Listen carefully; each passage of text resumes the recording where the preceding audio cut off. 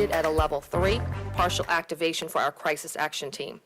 So let's go back and just understand, for those who are just getting apprised of this issue, and I need everybody to really pay attention to this issue because information will be changing a lot over the next couple weeks. What brought us here? We have had drought conditions throughout the Mississippi River Valley, which has created a very low flow in the Mississippi River. Obviously, a drought is caused by low rainfall and high weather conditions. For reference, in Jefferson Parish, it has been a hot summer and a hot year. We have broken the daily high record in Jefferson Parish 40 times this year. 40 times we've broken the daily high record, 20 of those being in August, and set an all-time high record of 105 degrees on August 27th. The last record that we broke was in 1980, 102 degrees. So it's very, very hot. The saltwater intrusion is making its way up from the Gulf of Mexico. This is problematic, and we will get into more detail because the saltwater concentration means that we won't be able to drink the water, and also because saltwater brings a risk of corrosion to pipes, appliances, machinery, and that sort of thing. So we expect it to arrive in Jefferson Parish in about 4 weeks, and I'll give you the projected time changes, but the National Weather Service says in the next couple weeks we don't expect a lot of rainfall, maybe 2 to 4 inches, but they do say overall this winter will be a little bit wetter than average, so that will be good for us. No help in the next couple weeks, but perhaps in the winter we will have a little bit more rainfall. But go back. Basically, the salt water is denser than the fresh water. The river is too low. It has a low flow, and it doesn't have a strong enough flow to keep the Gulf of Mexico from creeping up north. So you will see, you just need to look at a map and follow the Mississippi upwards north, and you're going to see the communities and the parishes that are going to be affected by that. Just look at the river. The Corps of Engineers installed a sill in January at River Mile 64 to slow this down. I think just 2 days ago they began augmenting this sill to bring it even higher to a negative 30 depth level. This is anticipated to be a 24-day construction that will buy us another 10 to 14 days. So obviously this fight every day is very critical, so we're very appreciative of those efforts. Let me move down to what your Jefferson Parish Water Department looks like so people can understand it. It's important as we move on in the next few weeks that every household in Jefferson Parish understands their water intake. And though we really want to make sure that information gets out as we approach this, people's information in the parish is going to be different depending on where their water comes from. So what might work and be a message in Gretna might not be the same message for Kenner residents, okay? So that's very, very critical for people to understand. There are 3 intakes in Jefferson Parish where you get your water from. We have 6 municipalities in Jefferson Parish. The only municipality that provides its own water is Gretna. They're going to be hit first. Gretna produces about 4 million gallons a day. The saltwater arrival time in Gretna is October 24th, and there's about 17,000 people served from this area. Second is the West Jefferson intake. This is for people on the West Bank. This serves about 30 million gallons a day, and it will arrive there on October 25th. Again, these dates are changing, could change. It depends on modeling from the Corps of Engineers. These are the latest dates that we got last Friday. And then it'll come around, it'll go through New Orleans, and it'll come around to the East Bank. The East Jefferson water intake at about 45 million gallons a day. We're expecting that on October 29th, and that serves nearly 250,000 people. West Wego's billing might look different. They buy their water from us, but it is the water on the West Jeff side, okay? So please make sure you understand, you have to understand where your intake is from. So when you hear the dates that the Corps gives, there's a toe that is the leading edge is the toe. They call it the toe. And about 15 miles back, they believe that the surface water salinity at that point is 250 parts per million, which is where Louisiana Department of Health and our department would issue a do not drink advisory. So when the Corps, if you've seen the chart by the Corps, that is the date where you cannot drink the water. That is not when the tow arrives. The tow would already have been passed that time. That date is where the water is not drinkable. Fortunately for us in Jefferson Parish, we have our own testing lab on the East Bank, so we will be able to test this water. Again, the normal water levels are today. We're absolutely normal today in the 20 to 50 parts per million range. But as we get through this event, we will be publishing these daily numbers so people will understand what happens as the chloride levels increase. I know that we were all taken a little off guard by this. I never heard of saltwater wedge until about 2 weeks ago. And the grocery stores, when some of the media came about, obviously the grocery stores were impacted, suddenly. And there was a lot of social media about the shelves being empty, which I know can be very, very frightening for people to hear. Water is as important to us as the air we breathe. For that reason, we hosted a call quickly, and I want to thank my team. I asked to get the call together with all our local grocery stores, and they put that together within 24 hours, and we had a call at our emergency operations center to just really explain to the grocery stores what's happening. I want to make sure, everybody was fully aware, and that as this thing moves up the river, there's going to be exponential growth. So where Plaquemines is 23,000 people and St. Bernard is 23,000 people, as it turns, New Orleans is 376,000 people and Jefferson's 433,000 people. So I did not want them to see reports of, okay, it looks like we're managing this, and then it turns at Algiers, and you go from serving 67,000 people who need drinkable water to 809,000 people who need drinkable water. So that was the message that we wanted to send to them. We know we have been through a lot in our community, COVID and storms and insurance rates, and my message to them was, we're going to try to get through like we do in Jefferson Parish with as little drama as possible and as smooth as possible and as operationally sound and logical as possible. And they can really they are critical in keeping our nerves calm by every single time somebody goes in a grocery store. There is a lot of water, very visible, for a cheap price, and that is absolutely critical for our citizens to see that, and that to discuss with their supply chains and be ready to volume up and exponentially grow very quickly, because the water demand will be just that. It will come on us very quickly. We also told them that storage cannot be their reason why they're not keeping waters constantly on the shelves. We will work with them. We have buildings. We'll work with our business community. So please, if their footprint at their store or their branch, they need extra storage space. Storage cannot be their ability to keep water on their shelves. And immediately on Sunday, people were sending me pictures. I think they made some of these grocery stores really took that message and put water in the front, very visible, and I think everybody's nerves were calmed down, and I hope we can just say the drinkable water is going to be there for us, the supply is going to be there. I remind everyone, this is not a hurricane where the entire Gulf Coast, from Texas to Florida, is trying to buy water and gas. It's very isolated right now, 4 parishes in the state of Louisiana. We can do this. We will have drinkable water, I'm certain of that. So then we realized we needed a separate kind of another tier call with the Targets, the Lowe's, the Home Depots, the convenience stores, the Walgreens, the CVS, who also distribute water, and we had that call yesterday with them with the same message. And look, a lot of these are national distribution channels, so I really feel like I can check that box on drinking water will be available to us in bottled form, and we can move on to other things. Let's talk about a lot of the questions that are going to come up about the corrosive effects of salt water. We don't really know what that looks like. We certainly believe that as it goes deeper, the salt water gets more dense. So I've reached out. I'm able to actually going to meet today, later on this evening, with the Plumbing, Heating, Cooling, and Contracts Association of Metro New Orleans.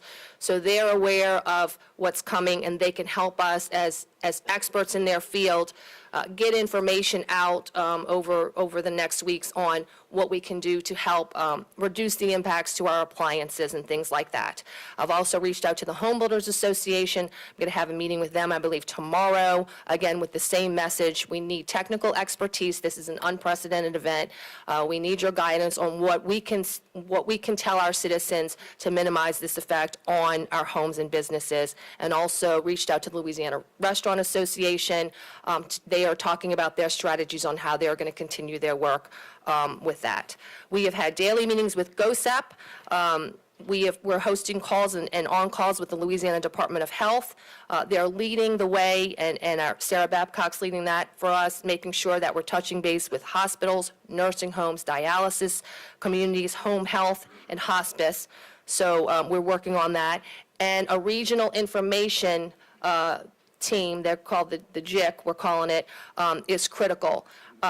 Credible, timely information is very, very important on this because so many different parishes are involved, and if wrong information gets out there in one parish, it just slows everybody up throughout that day. Phone calls are trying to correct things, media is calling us on incorrect things, and it really just takes our time. I can't stress enough, we're under the gun to try to meet this. Every hour of every day is critical to us.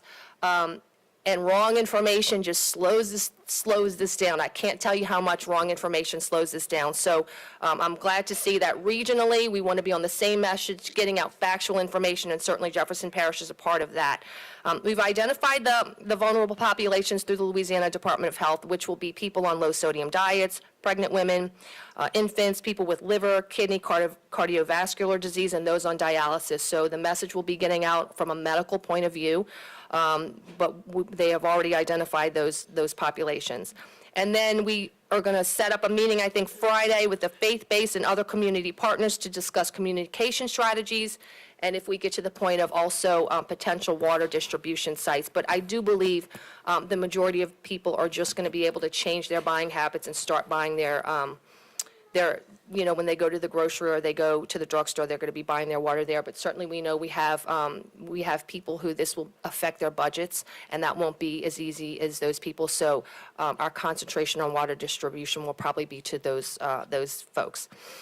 Let's talk about solutions. You've heard about the sill, and that the sill is being augmented now, which will slow the flow to us, again, by 10 to 14 days. You're hearing about reverse osmosis machines. We will be purchasing some of those, but they will not, and then you've heard of barging, where the Corps is going to bring in barges, and again, this is the notion that you're going to bring in fresh water from upstream and be able to mix it with your water treatment plant and get the salinity levels down to a drinkable state. Many of these solutions are just not available to us in Jefferson Parish. We produce 70 million gallons a day, and so if an osmosis machine only is able to produce 320,000 gallons a day, these are not solutions that are available to us. So I want to assure you, and I want to thank Mark leading the effort, who has been working nonstop. And I've tried not to bother him. I said, let's leave. Let's just look at every creative way possible, engineering-wise, to minimize these impacts.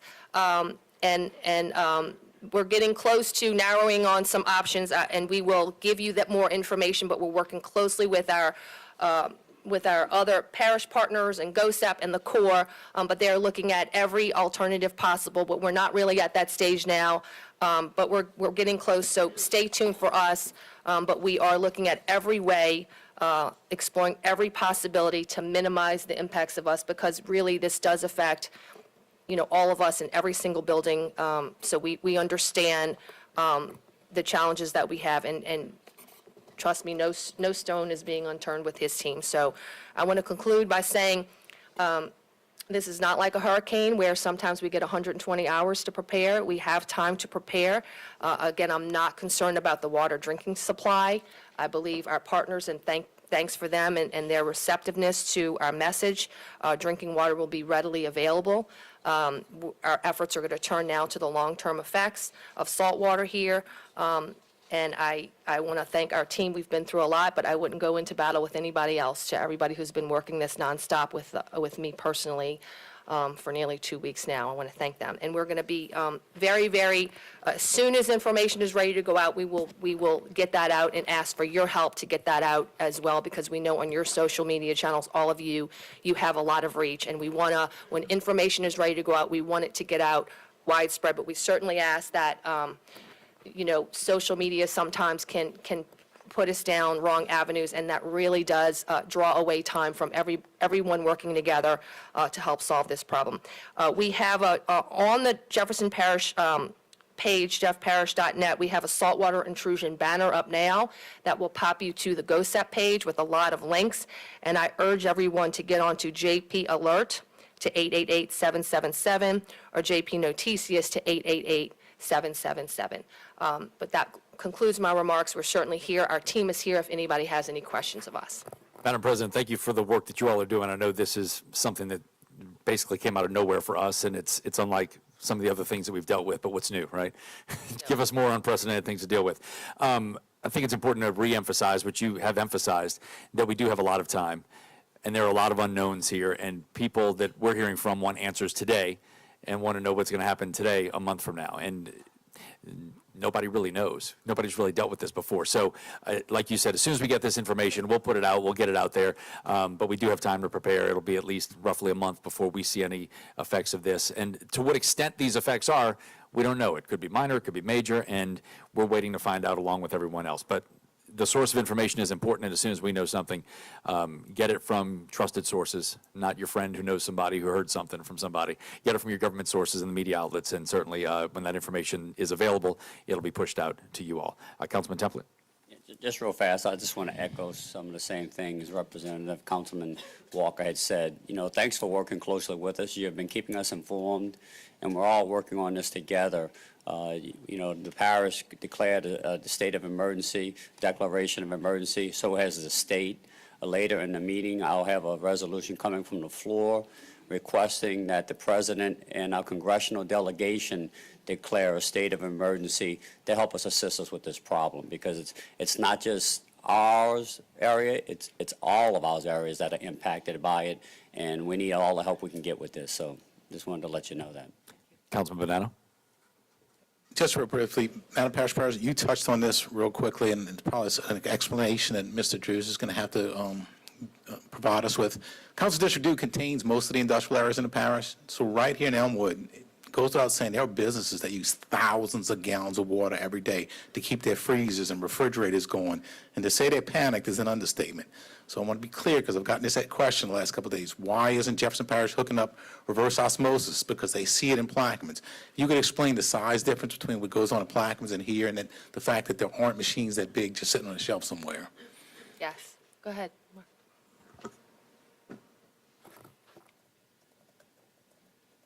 Okay. Can you hear me? Yep. Yeah. Look, it's simple as this. I don't Most think of your it's on. machines that the Corps is able to get, Nope. which is tough. It's on here. We can't hear him well. Can we turn up his volume Yeah, I want everybody. on the Public Works microphone? Okay? No. It's a little better. Look, the biggest machine the Corps is typically getting for these municipalities or Plaquemine, the smaller systems, is 1 million gallons, okay? So you can imagine if I got to put out 70 million gallons a day, I need 35 million gallons a day to cut the saltwater level in half, okay? Because I would take 35,000 from the 35 million from the river and 35 million. That's just not practical, and it's not something that it's easy where you can string these machines together. So that's just not an option that's viable for us. Similar to Orleans. Orleans on the Carrollton pumps out 130 million gallons a day. So it's not just us. We're just too big in our systems to handle it. Thank you for that explanation. And if I can add on that for our citizens in Gretna, those options may be available for our citizens in Gretna. So when you heard the Corps speak about this at the governor's press conference last week, they kind of looked at barging and reverse osmosis, and they kind of cut it off at Gretna. So it might be available to Plaquemines and St. Bernard and even Gretna and Jefferson Parish. So I think, and we can push more water to Gretna. So Gretna may have the ability to blend and get that, upstream water into their water system, because they only do 4 million gallons a day. I would like to also add that coincidentally, Mayor Constant, Parish President Hinckley, and I were in D.C.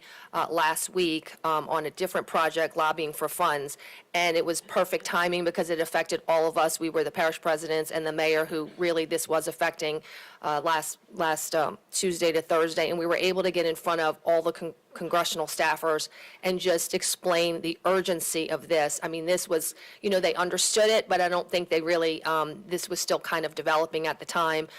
So that was just very fortunate timing for us that we were, stressing the urgency of this at their level.